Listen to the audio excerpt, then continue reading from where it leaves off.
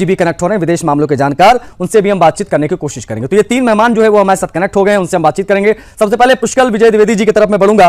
पुष्कल विजय द्विवेदी जी, किस प्रकार से देखा जाए, क्योंकि बांग्लादेश में टकराव की स्थिति सर दिखाई दे रही है पुष्कल जी, और ये टकराव की स्थिति क्या ये माना जाए सत्ता परिवर्तन की ओर इशारा कर रही है पश्चिम बंगाल में, माफ कीजिएगा बंगाल बांग्लादेश में?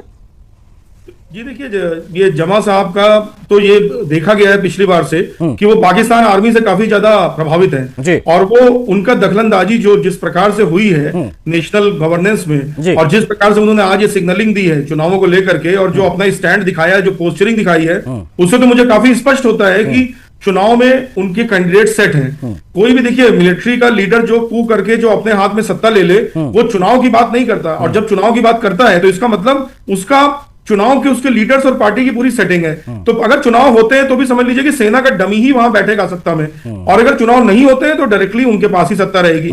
इसमें सबसे भारत के लिए मुझे लगता है जो चिंता वाली बात है वो है जो रोहिंग्या कॉरिडोर की बात जो हो रही है, जो कि रखाइन कॉरिडोर की जो बात हो रही है, जो यूनुस साहब, मोहम्मद यूनुस साहब, जिनके यूरोपियन कंट्रीज से बहुत अच्छे ताल्लुकात हैं, मतलब एक तरीके से मैं अगर उनको यूरोपियन एजेंट कह दूं तो उसमें कोई गलत बात नहीं होगी।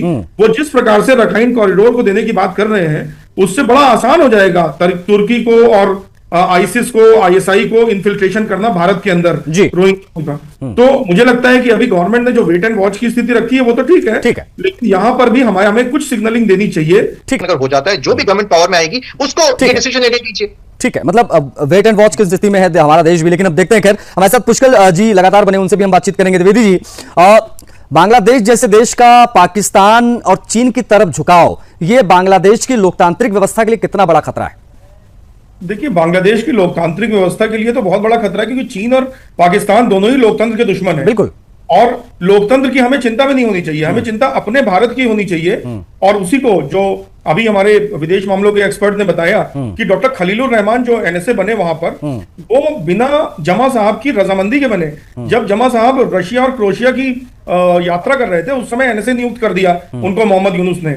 और ये जो व्यक्ति हैं डॉक्टर खलीलुर रहमान, ये रोहिंग्याओं से बड़ा मतलब उस मामले में बड़ा डीपली ये रहे हैं, और उसके बारे में इनके ऊपर आरोप भी लगते रहे, उसके बारे में स्पाइंग और इंटेलिजेंस ऑपरेशन करने के, हालांकि ये विदेश सेवा में थे। तो मुझे लगता है भारत को इस समय जो जनरल जमा का साथ देना चाहिए उनको इन्फ्लुएंस करके, क्योंकि अगर हम पूरी प्रोफाइल भी स्टडी करें तो मोहम्मद यूनुस भारत के लिए बिल्कुल भी सही नहीं है। पूरी तरीके से यूरोपियन कंट्रीज के चंगुल में पूरी तरह से कट्टरपंथी है, बहुत हाईली कट्टरपंथी है। भविष्य क्या देख रहे हैं आप, ये यूनुस का भविष्य आप क्या देख रहे हैं? क्या माना जाए इनका काउंटडाउन चालू है, जितने दिन का इनका होना था हो गया, अब यहां से फ्यूचर इनका क्या देख रहे हैं आप?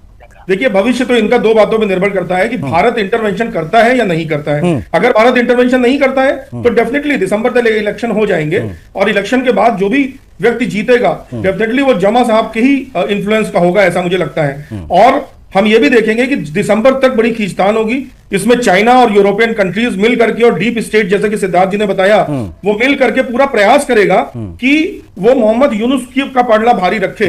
लेकिन जनता, अगर आप बांग्लादेश की जनता देखें तो बांग्लादेश की जनता सेना से पूरी तरह संतुष्ट है। ऐसा नहीं है कि जनता के अंदर से विरोध के स्वर नहीं उठ रहे हैं, और इनफैक्ट जो विपक्ष की पार्टियां वो भी सेना का सपोर्ट कर रही हैं। तो मुझे लगता है कि अगर भारत इसमें अच्छा रोल प्ले करे तो दिसंबर तक इलेक्शन होकर के एक ऐसी सरकार बन सकती है जो प्रो इंडियन ना भी सही, लेकिन कम से कम प्रो कट्टरपंथी, प्रो यूरोपियन और प्रो टर्की एंड आईएसआई नहीं होगी। ठीक है, आप बनी रहेगा। अनुज जी, रोका, व्यापार प्रभावित हुआ, इसका कितना बड़ा असर जो है बांग्लादेश में? और दूसरी बड़ी चीज है कि इस रणनीति को आप किस प्रकार से देखेंगे, क्योंकि कोई भी देश तभी सशक्त होगा जब आर्थिक रूप से मजबूत होगा, और बांग्लादेश के ऊपर जो इस प्रकार का प्रहार बिहाइंड द, आप कह सकते हैं पर्दे के पीछे से सरकार ने कर दिया, उसको किस प्रकार से देखा जाए? कितना बड़ा फैसला, कितना महत्वपूर्ण फैसला है उनकी रीढ़ की हड्डी तोड़ने के लिए, जिस प्रकार की वो हरकतें कर रहे थे पिछले कुछ दिनों से?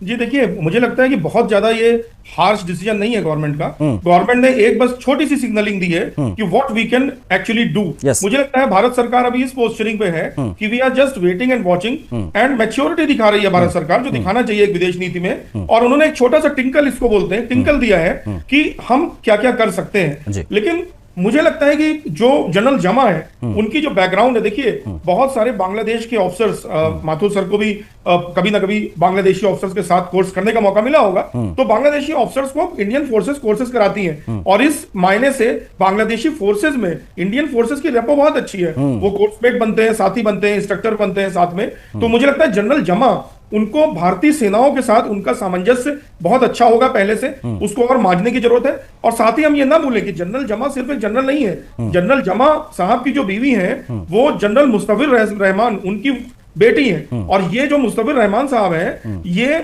शेख हसीना के चाचा हैं। तो इस तरीके से शेख हसीना से डायरेक्ट ब्लड रिलेशन में उनकी वाइफ आती है, तो इसको भी हम उस तरह से देखें। और दूसरी बात, शेख हसीना की सरकार में ये पीएमओ के पीएसओ अभी रह चुके हैं, यानी कि उनके अधीन ये एज ए सैन्य अधिकारी भी काम कर चुके हैं। तो मुझे लगता है कि ये एक छोटी सी टिंकल है कि व्हाट वी कैन डू, और ये टिंकल शायद जनरल जमा को सपोर्ट करने के लिए दी गई हो, क्योंकि मोहम्मद यूनुस जो करना चाहते हैं वो भारत भी कभी नहीं चाहेगा।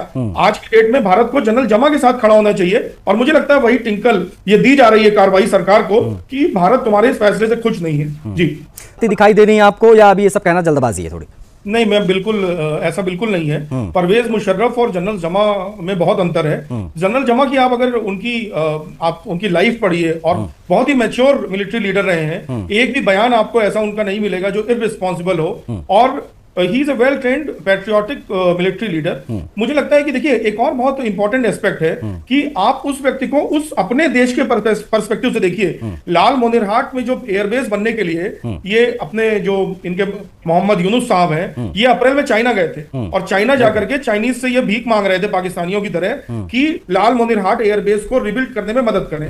और उसके फॉलोआउट क्या हुए? मई में चाइनीज डेलीगेशन आया, लाल मोनिरहाट का सर्वे करके गया, और जनरल जमा ने उसको बिल्कुल भी प्रश्रय नहीं दिया, और उन्होंने बल्कि उसका एक तरीके से सिंबॉलिकली उसका विरोध किया, उसका प्रश्रय न दे करके, क्योंकि जो लाल मोनिरहाट प्रोजेक्ट है उसमें as a contractor Pakistani firm भी है, इंक्लूड हुई है, ऐसा इंटेलिजेंस इंफॉर्मेशन आ रही है। तो ये Mohammad Waqar Younis plus China plus Pakistan versus जमा है ये। यानी कि आप ये समझिए कि मैं मुशर्रफ जैसा तो उनको बिल्कुल नहीं कहूंगा, बल्कि ही इज 180 डिग्री अपोजिट, क्योंकि what he is doing and thinking is good for his country.